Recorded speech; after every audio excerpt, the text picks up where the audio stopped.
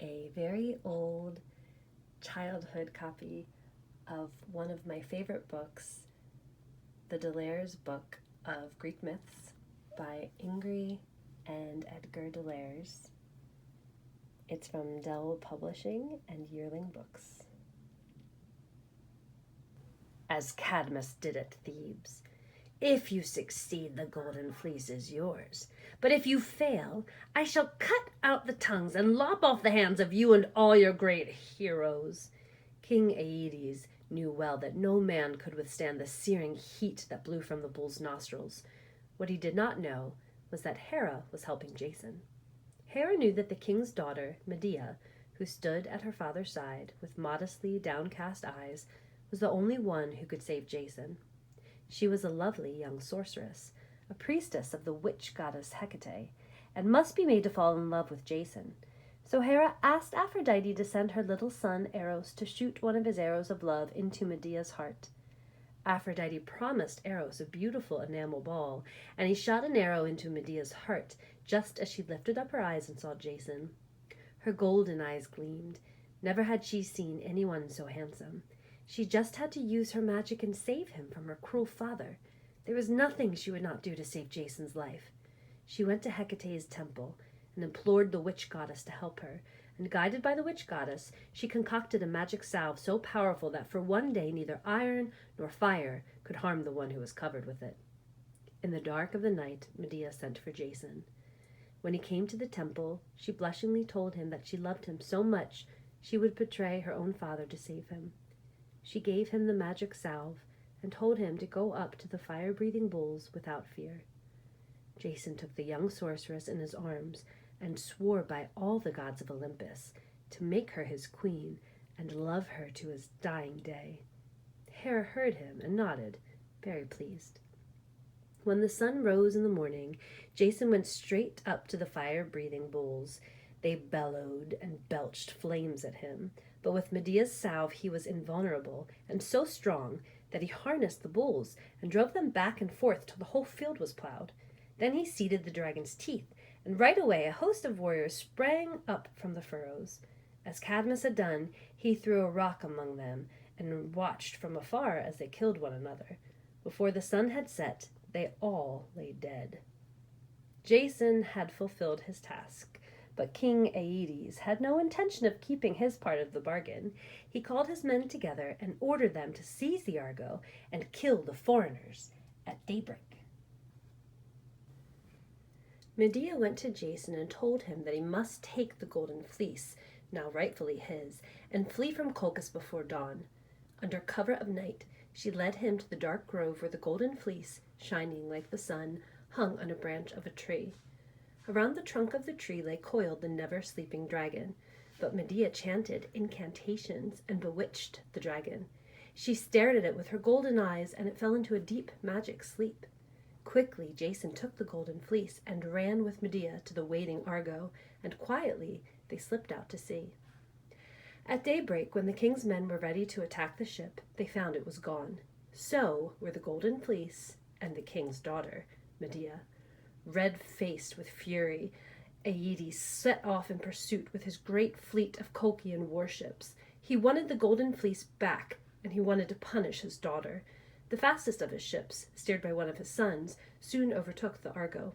The Argonauts thought themselves lost, but again Medea saved them. She called to her brother, who stood at the helm of his ship, and pretended to be sorry for what she had done. She said she would go home with him if he would meet her alone on a nearby island. At the same time, she whispered to Jason to lie in wait and kill her brother when he came. She knew that her father would have to stop the pursuit to give his son a funeral. Hera and all the gods looked in horror at Medea, stained with her brother's blood. No mortal could commit a worse crime than to cause the death of his own kin. Zeus in anger threw thunderbolts. Lightning flashed, thunder roared, and the sea foamed. Then the sacred piece of oak in the bow of the Argo spoke. "Woe," it said, "woe to you all. Not a one among you will reach Greece unless the great sorceress Circe consents to purify Medea and Jason of their sin."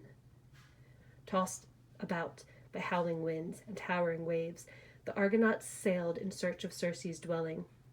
At long last, off the coast of Italy, they found her palace. Medea warned the Argonauts not to leave the ship, for Circe was a dangerous sorceress who amused herself by changing men who came to her island into the animal nearest the nature of each man. Some became lions, some rabbits, but most of them were changed into pigs and asses. Medea took Jason by her hand so no harm would befall him, and went ashore. Circe was Medea's aunt. Like all the descendants of Helios the sun, she had a golden glint in her eyes, and the moment she saw Medea, she recognized her as her kin. But she was not happy to see her niece, for through her magic she knew what Medea had done. Still, she consented to sacrifice to Zeus and ask him to forgive Medea and Jason for their crime. The scented smoke of her burnt offering of sweet meats and cakes reached Zeus and put him in a good humor. He listened to Circe's words and again smiled down upon Medea and Jason. They thanked Circe and rushed back to the ship. The Argonauts rejoined. Now they could set sail for Greece, but still they had to pass through dangerous and bewitched waters. Soon they came to the island of the Sirens. The Sirens were half birds, half women, not loathsome like the Harpies, but enchanting creatures. They sat on a cliff, half hidden by sea spray, and sang so beautifully that all sailors who heard them dived into the sea and tried to swim to them, only to drown or pine to death at the Sirens' feet. When the alluring voices of the Sirens reached the ears of the Argonauts, Orpheus grasped his lyre and sang so loudly and sweetly that all other sounds were drowned out, and not one of the Argonauts jumped overboard. After a while, the Argo had to sail through a narrow strait that was guarded by two monsters. On one side lurked the monster Scylla. From her waist she looked like a woman, but instead of legs, 6 furious, snarling dogs grew out of her hips, and they tore to pieces whatever came close to them. The monster Charybdis lived on the other side of the strait. She was forever hungry, and sucked into her gullet all ships that ventured within her reach. Helplessly, the Argo drifted between the two monsters, and the Argonauts again gave themselves up for lost. When up from the bottom of the sea rose the playful Nereids. They had come at Hera's bidding, and they lifted up the Argo and threw it from hand to hand over the dangerous waters until it reached the open sea beyond. Poseidon called for the west wind, and the Argo sped homeward and under full sail. A loud cheer rang from the valiant crew when they sighted the shore of Greece. They had been away for many long years and were homesick. But as the Argo neared the port of Iolcus, the ship was hailed by a fisherman who warned Jason that King Peleus had heard of his safe return and had made plans to kill him. Jason was downcast at his uncle's treachery, but Medea, her eyes flashing, asked to be set ashore alone. Once again she wanted to save his life. Disguised as an old witch, she entered Iolcus, saying that she had magic herbs to sell that would make old creatures young again. The people crowded around her, wondering from where the witch had come. King Peleus himself came out of his palace and asked her to prove that what she said was true, for he felt he was growing old. "Bring me the oldest ram in your flock, and I will show you the magic of my herbs," said Medea. An old ram was brought to her, and she put it into a cauldron full of water. On top she sprinkled some of her magic herbs, and lo, the water in the cauldron boiled, and some of the steam and bubbles sprang a frisky young lamb. Now King Peleus asked Medea to make him young too. She answered that only his daughters could do that, but she would gladly sell them her magic herbs. But the herbs she gave them had no magic at all, and so King Peleus found his death in the boiling cauldron at his own daughter's hands. Now the throne of Iolcus was Jason's. But again Medea had committed a terrible crime. She had tricked innocent daughters into killing their own father. The gods turned from her, and she changed from a lovely young sorceress into an evil witch. The people of Iolcus refused to accept her for their queen, and took another king in Jason's stead. With the loss of his throne, Jason also lost his love for Medea. He forgot that he had sworn to love her till his dying day, and that she had committed her crimes for his sake. He asked her to leave so he could marry the princess of Corinth and inherit her father's kingdom. Medea, scorned and furious, turned more and more to evil sorcery. To revenge herself on Jason, she sent a magic robe to his new bride.